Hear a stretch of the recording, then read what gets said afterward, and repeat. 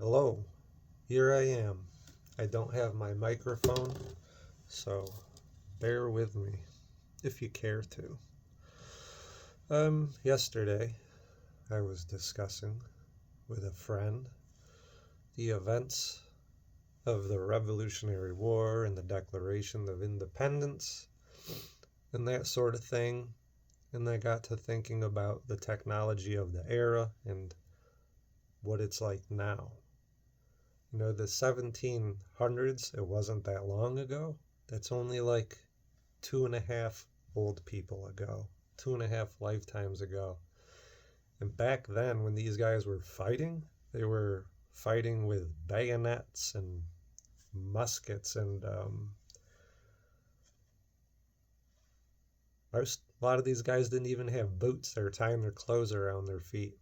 Well, take that and those factors of warfare from 2.5 lifetimes ago, compare it today, where now all someone has to do is push a button and launch a missile, and there's nukes and there's fighter jets, and it's just different, and it's very different, especially like 1700 is really only yesterday. Anyways, I was thinking about all that stuff, and it reminded me of this book that I have, um, Future Shock by Alvin Toffler.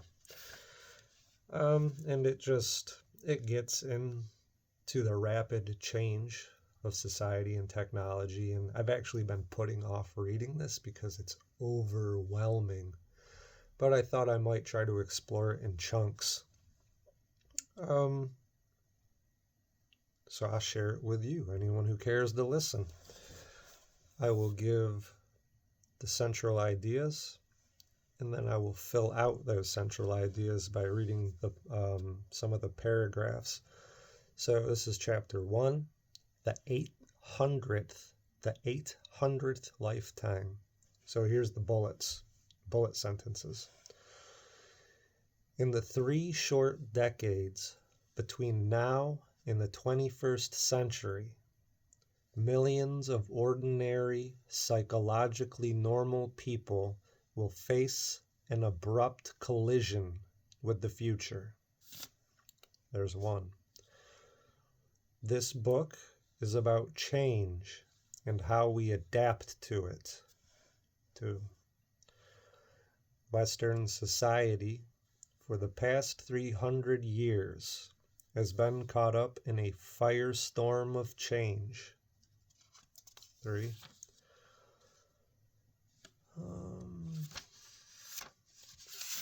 Pardon my fumbling.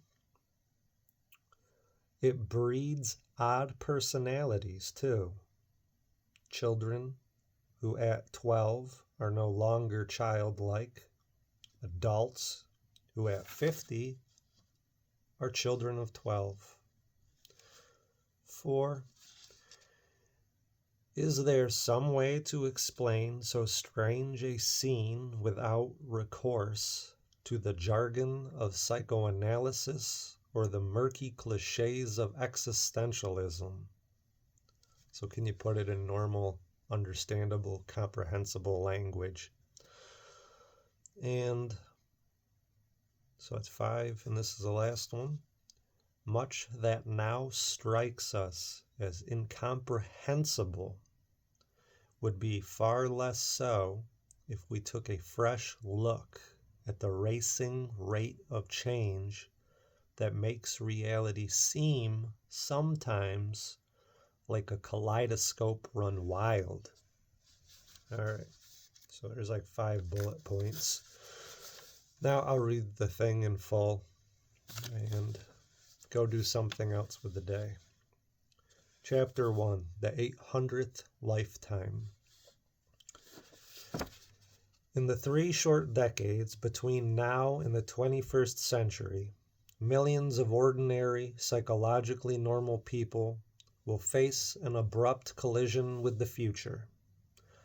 Citizens of the world's richest and most technologically advanced nations, many of them will find it increasingly painful to keep up with the incessant demand for change that characterizes our time. For them, the future will have arrived too soon. This book is about change and how we adapt to it. It is about those who seem to thrive on change, who crest its waves joyfully, as well as those multitudes of others who resist it or seek flight from it. It is about our capacity to adapt. It is about the future and the shock that its arrival brings. Western society for the past 300 years has been caught up in a firestorm of change. This storm, far from abating, now appears to be gathering force. Change sweeps through the highly industrialized countries with waves of ever-accelerating speed and unprecedented impact. It spawns in its wake all sorts of curious social flora, from psychedelic churches and free universities to science cities in the Arctic and wife swap clubs in California. It breeds odd personalities too. Children who at 12 are no longer childlike. Adults who at 50 are children of 12. There are rich men who play act poverty, computer programmers who turn on with LSD. There are anarchists who, beneath their dirty denim shirts, are outrageous conformists, and conformists who, beneath their button-down collars, are outrageous anarchists. There are married priest and atheist ministers and Jewish Zen Buddhists. We have pop and op and art cinétique. There are Playboy clubs and homosexual movie theaters, amphitheaters and amphetamines and tranquilizers, anger, affluence, and oblivion, much oblivion. Is there some way to explain so strange a scene without recourse to jargon of psychoanalysis or the murky cliches of existentialism?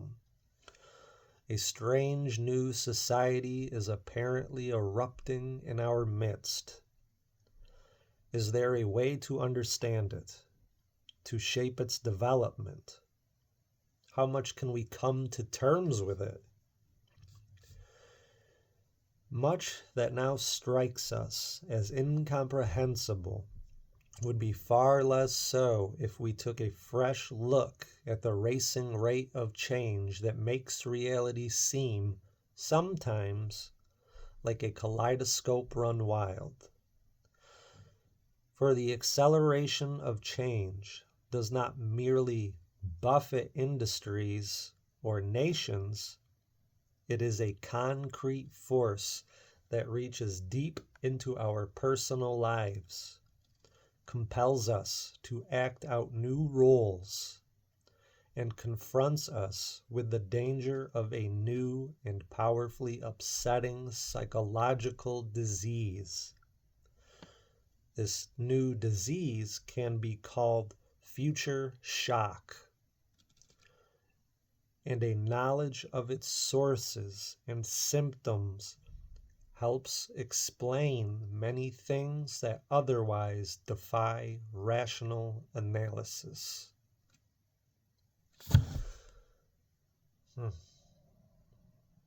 Something to chew on.